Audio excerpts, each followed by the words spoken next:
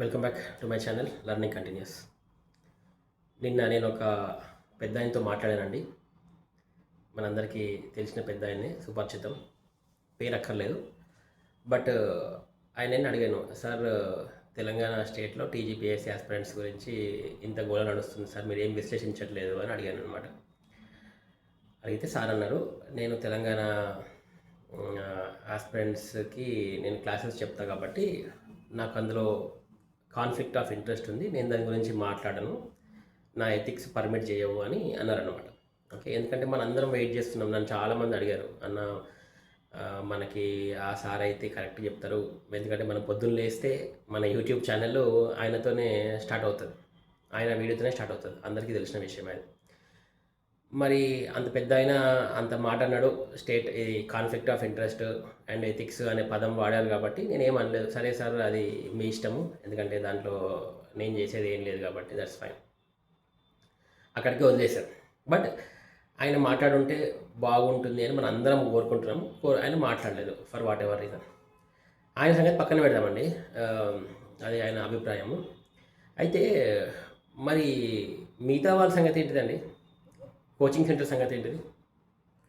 Coaching centres వాళ్ళు మాట్లాడితే ఇది మన సూపర్ 30, సూపర్ 60 రకరకాల పేర్లు పేర్లు పెట్టి బ్యాచెస్ రన్ చేస్తారు, డబ్బులు సంపాదిస్తారు, సిచ్యువేషన్ని ఎక్స్ప్లాయిట్ చేయడానికి ట్రై చేస్తారు. మరి ఇంత పెద్ద ఇష్యూ జరిగింది. మొన్న ఆనరబుల్ హైకోర్టు జస్టిస్ నవంవరం రాజేశ్వరరావు గారు అంత పెద్ద జస్టిస్ ఇచ్చారు, 222 పేజెస్ ఇచ్చారు. 350+ పాయింట్స్ టీజీపీఎస్సీని ఏకి పాడేశారు అని ఈనాడు రాసింది. టీజీపీఎస్సీని బోర్లా కొట్టించింది, రకరకాల ఒక్కొక్కరు కామెంట్ చేశారు. ఇంత సూపర్గా ఇచ్చింది అని అన్ని పేపర్స్ రాశారు, అందరూ మేధావులు డిబేట్లు చేస్తున్నారు అని ఇంత నడుస్తుంటే ఈ ఇన్స్టిట్యూషన్స్ మాత్రం వాళ్ళు ఇప్పటి వరకు దీని గురించి ఒక్క విశ్లేషణ కూడా చేయలేదు. పొద్దున్న లేస్తే హిందూ పేపరు, ఈనాడు పేపరు ఆర్టికల్స్, ఏవో ఆర్టికల్స్ని కూడా వీళ్ళు విశ్లేషించి దాన్ని క్షుణ్ణంగా స్క్రూటినీ చేసి దీంట్లో ఇది ఉంది, దాంట్లో అది ఉంది అని రాసే ఇన్స్టిట్యూషన్ హెడ్స్ ఇంత పెద్ద జస్టిస్ జరిగింది, దీని గురించి ఒక్క మాట కూడా మాట్లాడతలేరు ఎవ్వరు కూడా. నాకు అదే ఆశ్చర్యంగా ఉంది. అంటే వీళ్ళు ఇన్స్టిట్యూషన్స్లో క్లాసులు చెప్పేది ఒకటి, బయట సిచ్యువేషన్ వచ్చినప్పుడు ప్రవర్తించేది ఒకటి. అది నాకు అర్థమవుతుంది, ఎందుకంటే నేను క్లాసెస్ విన్నా కదండి. క్లాసెస్ విన్నాక మాట్లాడుతున్నా. నేను ఈ స్టేట్మెంట్ చేస్తున్నా అంటే దీని వెనకాల నేను కృషి చేశాను, స్వయంగా అనుభవించాను కాబట్టి I'm able to make the statement. క్లాస్లోనేమో మనకి ఎన్ని ముచ్చట్లు చెప్తారో, అకౌంటబిలిటీ, ట్రాన్స్పరబిలిటీ, దిస్ దట్ అని రకరకాల క్లాసెస్ చెప్తారు. బట్ రియాలిటీకి వచ్చేసరికి వాళ్ళ స్వలాభమే ఇంపార్టెంట్గా కనిపిస్తుంది.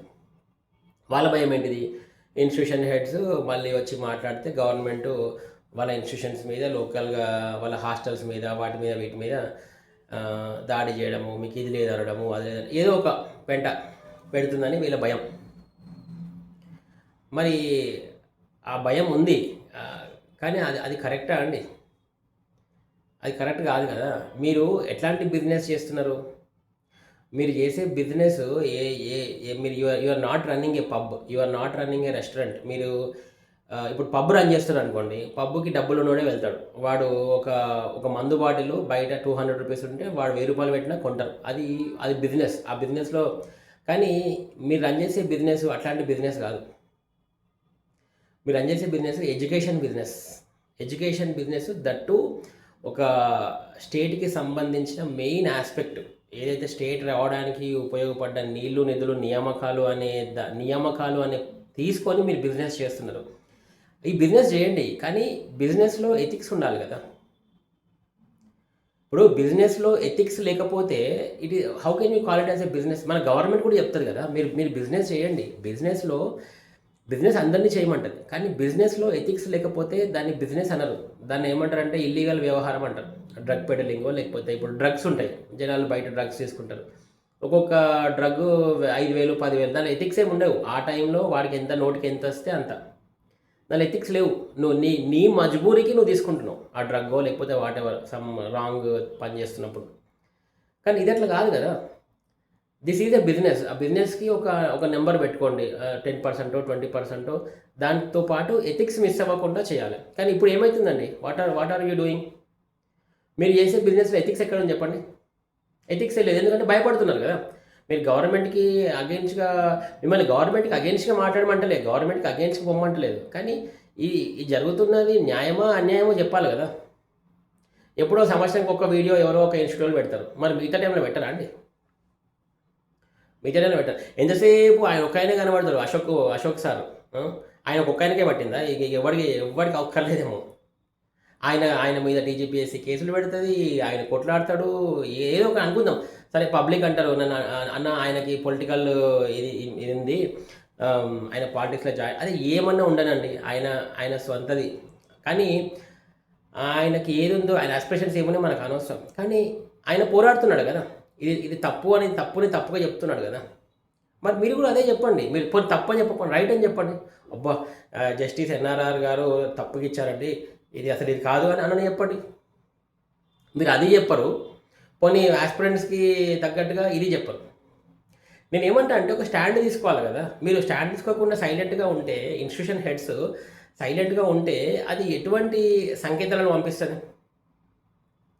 అంటే ఇండైరెక్ట్గా మీరు ఏమంటారంటే, ఇండైరెక్ట్గా మీరు పిల్లలకి చెప్పకనే చెప్తున్నారా? అంటే are you trying to teach a very experienced lesson and a practical lesson that ఏ ఎండకి ఆ గొడుగు పట్టాలి, అరే మన దాకా వస్తే మాత్రం మనం గదిలోద్దురబోయి అని చెప్తున్నారా ఇండైరెక్ట్గా? మనం బయట మస్తు మాట్లాడదాము, బట్ ఎప్పుడైతే నీ ఇంటి మీదకి వస్తే అప్పుడు మాత్రము నువ్వు కామ్గా ఉండాలి, you should maintain that Loukyam, diplomacy.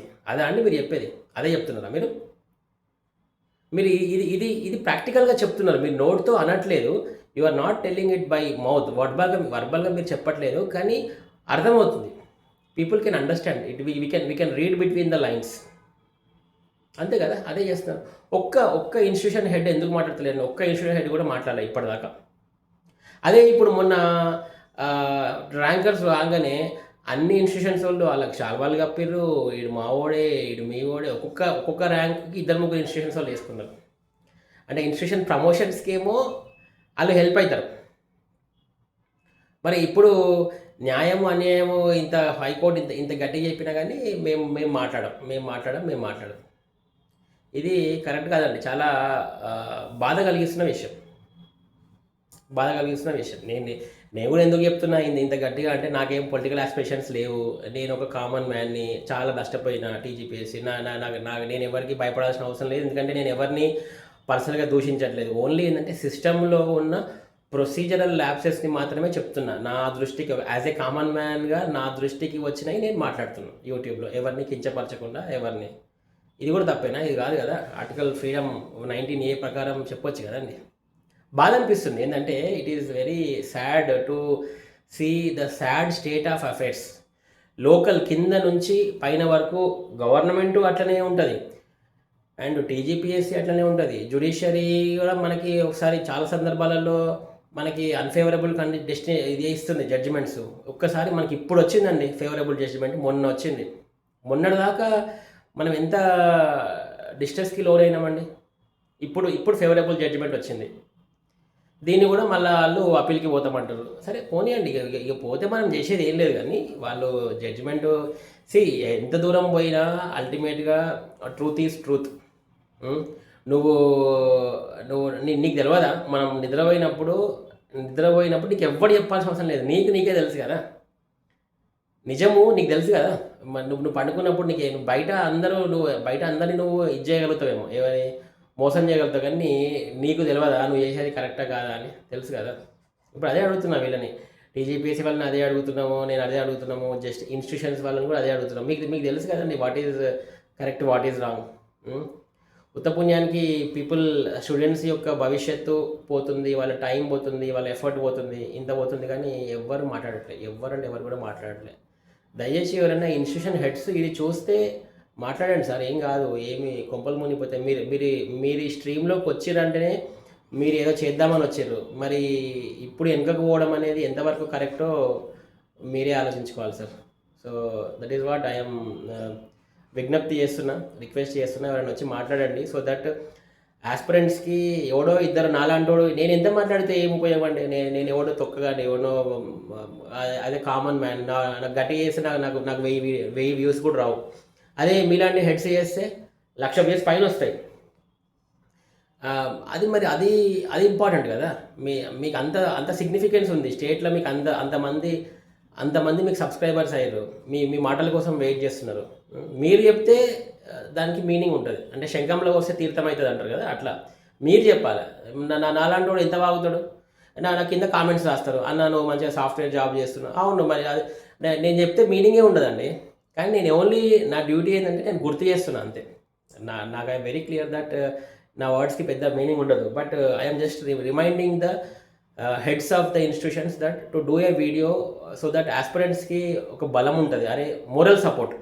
మిమ్మల్ని ఎవరు డబ్బులు అడుగుతలే, వాళ్ళే ఫండ్ కలెక్ట్ చేసుకుంటారు, కిందనో మీదనో పడుతున్నారు, లేస్తున్నారు, చేస్తున్నారు. కానీ వెనకాల నుంచి ఒక మోరల్ బూస్ట్, అరే మేమున్నాం, ఇన్స్టిట్యూషన్స్ ఉన్నాయి అన్న ఒక సపోర్ట్ ఉంటే ఇంకా డెఫినెట్గా మన స్టేట్ యొక్క భవిష్యత్తు మారిపోతుంది కదా. మనకి ఒక మంచి ఆఫీసర్ వస్తే మనకే మంచిది కదండి. ఇప్పుడు మీ కారే రేపు మంచి ఆఫీసర్ వస్తే మీ కారే గుంతల్లో నుంచి పోకుండా మంచి రోడ్ల నుంచి పోతుంది. మీకే మంచిది కదా. మీరు కొన్న విల్లాలలో వాటర్ రాకుండా ఉంటాయి కదా. మరి అదే ఆలోచించండి కదా మంచి ఆఫీసర్స్ వస్తే. ఇప్పుడు మంచి ఆఫీసర్ల కోసం మీరు మీ ప్రయత్నం చేయండి అని అడుగుతున్నా. అది నేను అడిగే థింగ్ అనమాట. అట్లా చూద్దాం. ఎవరైనా ఇన్స్టిట్యూషన్ హెడ్స్ నా వీడియో చూసి ఒక్కళ్ళన్న వీడియో చేస్తారేమో అని అనుకుంటున్నాను. అది థ్యాంక్ యూ అండి. Thank you very much for watching my video. This is Aditya Boma signing off.